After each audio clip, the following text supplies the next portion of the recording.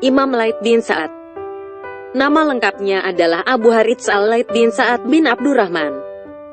Ia lahir pada bulan Syaban tahun 94 Hijrah di kampung Kolkosyandah, sekitar 10 km dari Kairo, Mesir. Ia adalah seorang ulama besar, ahli fikih terkemuka dan perawi hadis terpercaya yang hidup pada masa kekuasaan Bani Umayyah. Sejak kecil Laith bin Sa'ad sudah hafal Al-Quran serta banyak hadis dan syair-syair Arab. Al-Laith banyak belajar di Masjid Agung di kota Al-Fustat, Masjid Amr bin Al-Aish. Di masjid itu para pencari ilmu dapat mempelajari berbagai jenis ilmu seperti tafsir Al-Quran, ilmu hadis, fikih, bahasa Arab, sastra, sejarah, dan lain sebagainya. Laith bin Sa'ad juga mengadakan rihlah ilmiah ke Irak dan daratan Hijaz. Gurunya dari kalangan tabi'in sangat banyak. Al-Mizzi menyebutkan sekitar 80 guru. Muridnya yang terkemuka mencapai lebih 70 orang. Sebagian besar dari muridnya kelak menjadi guru-guru Imam Ahmad, seperti Ibnul Mubarak dan Ibnu Wahab. Sebagian lagi menjadi guru Imam Al-Bukhari, seperti Yahya bin Bukair. Yang lain menjadi guru Imam Muslim, seperti Yahya bin Yahya at-Tamimi. Imam Al-Bukhari dan Muslim banyak meriwayatkan hadis dari Imam Al-Laith, Imam Ahmad bin Hanbal, Imam Syafi'i, Sufyan ats-Tsauri, Al-Ijli dan kebanyakan ulama menganggap Imam Al-Laith sikah. Para ulama telah menetapkan bahwa sanad paling sahih di Mesir adalah yang diriwayatkan oleh Imam Al-Laith bin Sa'ad dari Yazid bin Abi Habib. Imam Al-Laith dikenal sebagai salah satu mujtahid besar di bidang fikih yang pemikirannya sangat cemerlang.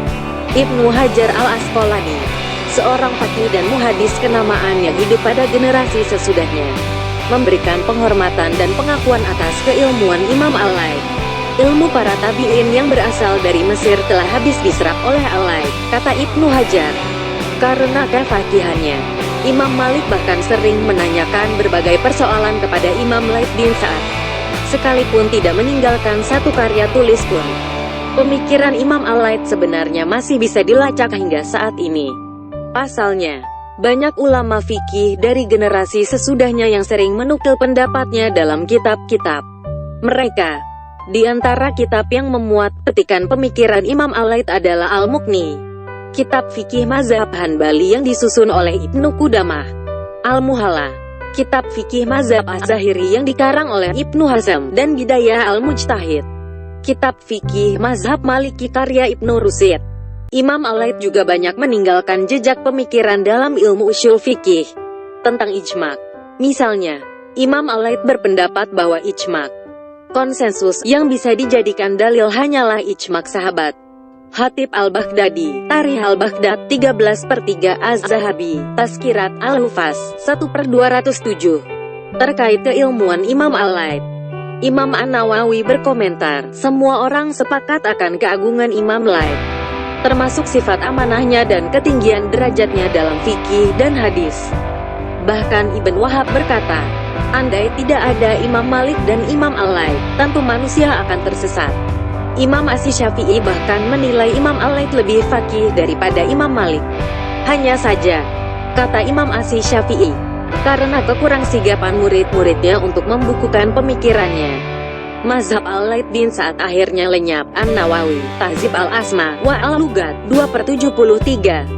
Selain seorang ulama besar, Imam Al-Laith juga termasuk pengusaha sukses yang amat dermawan. Karena itu, meski jadi pengusaha sukses, Imam Al-Laith tidak pernah menjadi kaya raya sehingga tidak pernah membayar zakat. Mengapa? Muhammad bin Ram menceritakan, setiap tahun omset bisnis Imam Al-Laith lebih dari 80,000 dinar, sekitar 160 miliar tahun. Namun, beliau tidak pernah membayar zakat. Pasalnya, sebelum mencapai 1 tahun, hartanya sudah habis ia infakkan dan sedekahkan. Begitu seterusnya. An-Nawawi, Tahzib Al-Asma wa Al-Lugat 2/73. Qutaibah bin Sa'id menuturkan bahwa Imam Al-Laith selalu bersedekah setiap untuk 300 fakir miskin. Imam Al-Laith juga gemar bersedekah kepada para ulama, salah satunya Imam Malik. Setiap tahun ia biasa mengirim hadiah sebanyak 100 dinar, sekitar 200 juta, untuk Imam Malik. Suatu saat Imam Malik menulis surat kepada Imam Laith bahwa ia memiliki utang yang harus dilunasi. Segera Imam Laith membalas surat Imam Malik sambil memberikan secara cuma-cuma uang sebanyak 500 dinar atau sekitar 1 miliar. Al-Jami, Firasa, Il-Abda, Wiyah, 128-129. Yahya bin Bakar berkata, aku pernah mendengar ayahku berkata, Al-Laith pernah mengutus 3 orang untuk menyedekahkan hartanya sebanyak 3.000 dinar, sekitar 6 miliar, kepada 3 orang. Masing-masing mendapatkan 1.000 dinar, sekitar 2 miliar, yaitu Ibnu Luhai, Malik bin Anas dan Kadi Mansur bin Amar. Suatu ketika ada seorang wanita miskin meminta kepada sang imam madu ala kadarnya untuk pengobatan anaknya yang sedang sakit. Saat itu Imam Al-Laith malah memberi wanita itu 120 liter madu. Saat pergi haji, Imam Al-Laith singgah di Madinah. Saat itu Imam Malik mengirim beberapa lembar roti basah dari gandum di atas nampan.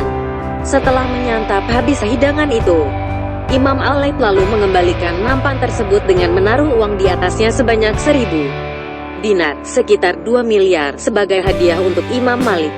Pada suatu ketika, Khalifah Harun ar-Rasyid memberi Imam Malik uang sebanyak 500 dinar, sekitar 1 miliar. Mengetahui itu, Imam Laith tidak mau kalah.